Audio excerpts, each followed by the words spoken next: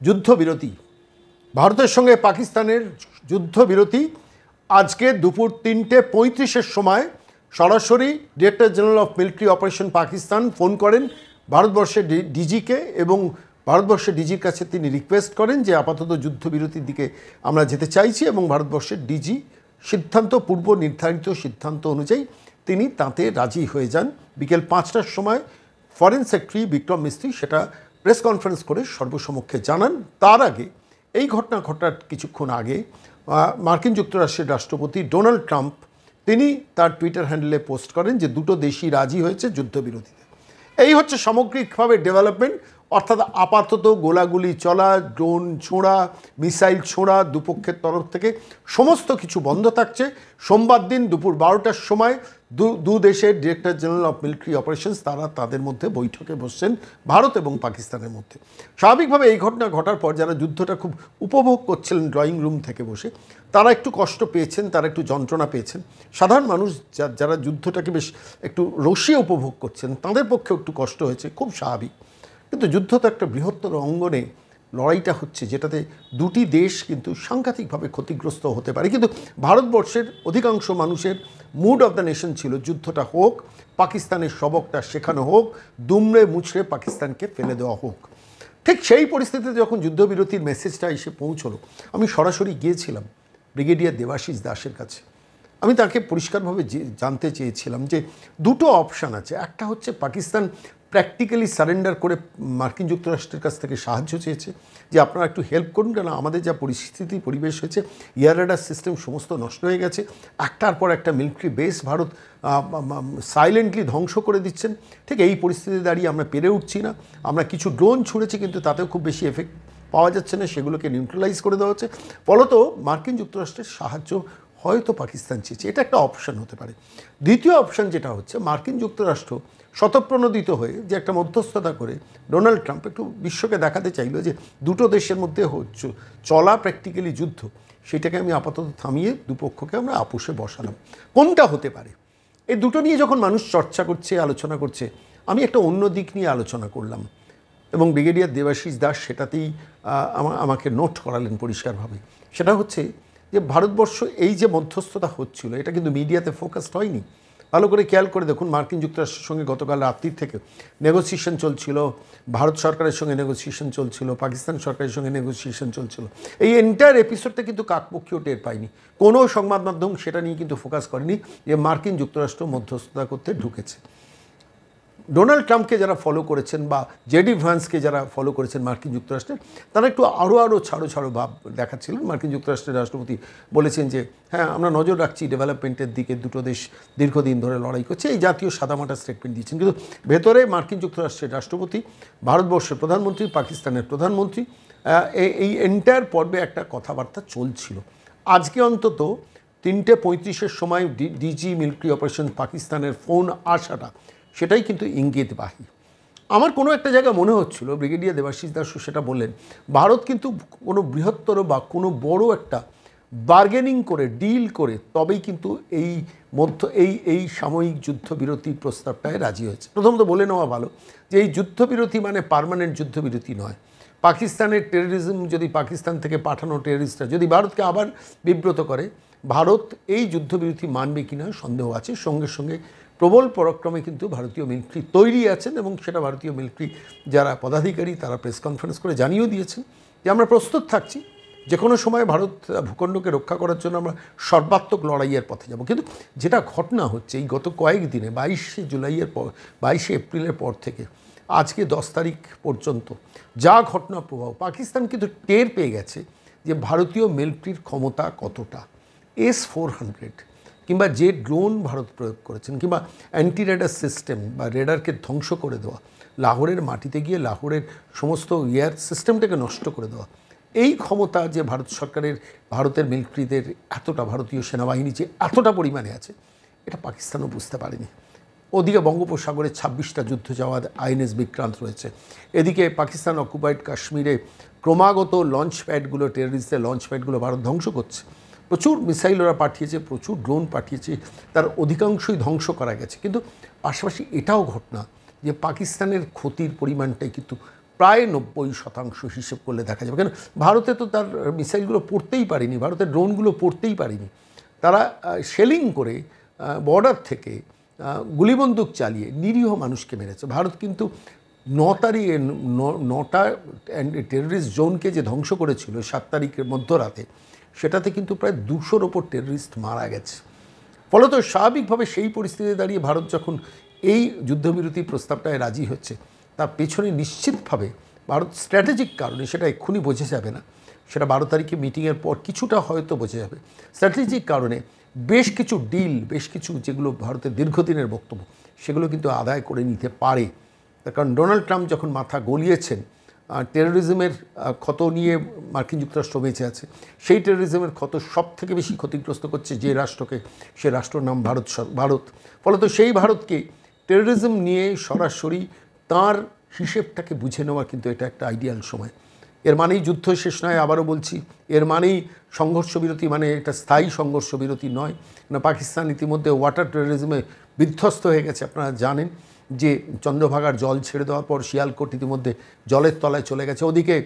ওদিকে বালুচিস্তান সাংঘাতিকভাবে স্বাধীনতা ঘোষণার দিকে ক্রমশ এগোচ্ছে। আফগানিস্তান সাংঘাতিকভাবে খুশি হয়েছে ভারত এভাবে পাকিস্তানকে অ্যাটাক করেছে, এবং প্র্যাকটিক্যালি ক্ষতবিক্ষত হয়ে গেছে পাকিস্তান। সেই মুহূর্তে, সেই পরিস্থিতিতে দাঁড়িয়ে এই যুদ্ধবিরতি কী মেসেজ দিচ্ছে, যুদ্ধবিরতির পেছনের অঙ্কটা কি, আমি সরাসরি আজকে এখন চলে যাব ব্রিগেডিয়ার দেবাশিস দাসের কাছে। কি বলেছেন আমাদের প্রশ্নের উত্তরে, আজকে শুনুন। সাময়িক যুদ্ধবিরতি, এবং এই যুদ্ধবিরতির জন্য পাকিস্তানের ডিরেক্টর অফ মিলিটারি অপারেশন তিনি ফোন করলেন, আমরা রাজি হয়ে গেলাম। সোমবার দিন 12 তারিখ দুপুর 12টায় দু দেশের মধ্যে বৈঠক। আপনি কিভাবে ব্যাখ্যা করবেন? এটা কি পাকিস্তানের বাঁচার জন্য বা পালানোর জন্য চেষ্টা, নাকি মার্কিন যুক্তরাষ্ট্রের কথা আমরা কেউ ফেলতে পারলাম না? দেখুন, যেটাই হোক, আপনি দুটো অপশন দিলেন, তৃতীয় কোনো অপশন হলে সেটাও পছন্দের। কারণ ভারতের যেটা এম ছিল, সেটা ছিল যে ভারত পাকিস্তানকে একটা শিক্ষার জায়গায় নিয়ে যাক। সেখানে ভারত ওদের 9টা টেরিস্ট ইনফ্রাস্ট্রাকচারকে ধ্বংস করেছে। তার মধ্যে পাকিস্তান অকুপাইড কাশ্মীরে 5টা, এবং পাকিস্তানে একদম লাহোর এবং আমাদের এই ভাওয়ালপুরে যেখানে বড় বড় সেন্টার মুরিদকে, এখানে 4টে। এরপরে ভারত ওদের ড্রোনের জবাবে আজকে এবং গতকাল আমি যেটা দেখছিলাম, যে অনেকগুলো এয়ারফিল্ডকে, রাডারকে নষ্ট করেছে। তারপরে আমি যে ব্রিফিংগুলো শুনলাম, আমাদের একটা আর্মির ব্রিফিং হলো আর একটা ফরেন সেক্রেটারি, তাতে বলা হলো পরিষ্কার করে যে পাকিস্তানের ল্যান্ড আর air assets and capability destruction করা হয়েছে। ক্যাপাবিলিটি মানে যুদ্ধ করবার ক্ষমতা, এবং air defence asset and land assets, এটার মানে হচ্ছে মিলিটারি ইনফ্রাস্ট্রাকচার, এয়ারফোর্সের, আর্মির আর এয়ার ডিফেন্সের। এইবার কি হয়, আমি যেটুকুনি আঁচ করছি, দেখুন এগুলো তো 100% কেউ জানবে না, 12 তারিখেও হয়তো আমরা পুরোটা জানতে পারবো না, তাই না? কিন্তু আমার যেটা এতদিনের অভিজ্ঞতার থেকে মনে হয়, যে পাকিস্তানের কিছু সুবুদ্ধি সম্পন্ন মিলিটারি লিডার, তারা আমাদের ডিজিএমও কে ফোন করে এবং বলে তারা মানে একদিক দিয়ে একটা ফেস সেভিং এক্সিট চাইছে, এবং মনে হয় সেটাতে ইউএস বা অন্য কোনো দেশের মধ্যস্থতায় হয়েছে, এবং সেটাতে ভারত মোটামুটি, ভারতের যে একটা লিস্ট ছিল যে এইগুলো পাকিস্তানকে করতে হবে, সেই লিস্টের থেকে মনে হয় একটা সিংহভাগ পাকিস্তান হয়তো নেগোশিয়েট করে, আপাত দৃষ্টিতে মনে হচ্ছে সিজ ফায়ার হয়েছে। দাদা, এখনো এমন না যে সব ঘরে ফিরে যাও এবং আনন্দ করো, বুকে জড়িয়ে ধরো, জাস্ট সিজ ফায়ার হয়েছে। তার মানে এই 12 তারিখে যেটা হবে তার মধ্যে সেইগুলোকে ওয়ার্কআউট করা হবে, যে আমি আন্দাজ করছি। নাহলে সিজ ফায়ার হয়ে গেছে তো 12 তারিখে আবার কিসের মিটিং? তার মানে নিশ্চয়ই কোনো কিছু ফাইনাল নেগোসিয়েশন হয়েছে, কিছু এগ্রিমেন্ট হয়েছে, সেইগুলো কাগজে কলমে এবং সাক্ষী সাবুত করে এগ্রিমেন্টের মতো এবং অন গ্রাউন্ড সেগুলোকে করতে হবে পাকিস্তানকে। হতে পারে সেটার মধ্যে লম্বা লিস্ট থাকতে পারে, আমি কিছুই জানি না যে কি হয়েছে। একটা হলো এইটা। দ্বিতীয় হচ্ছে, পাকিস্তানের সাথে এই সিজ ফায়ারে আজকে সন্ধ্যা 5টার থেকে আর কোনো বুলেট চলবে না, কোনো ফায়ারিং চলবে না, কোনো রকেট চলবে না, কোনো ড্রোন চলবে না। দ্যাট ডাজ নট মিন যে ইন্ডিয়ান ডিফেন্সের প্রিপেয়ারনেস কোনো কম হয়ে গেছে, কারণ ওরা তো বললোই শেষের দিকে। আরেকটা ব্যাপার, দ্যাট ডাজ নট মিন যে জল চুক্তি যেটা ভারত স্থগিত করেছিল সেটা আবার খুলে দিল না, সেটা হয়নি।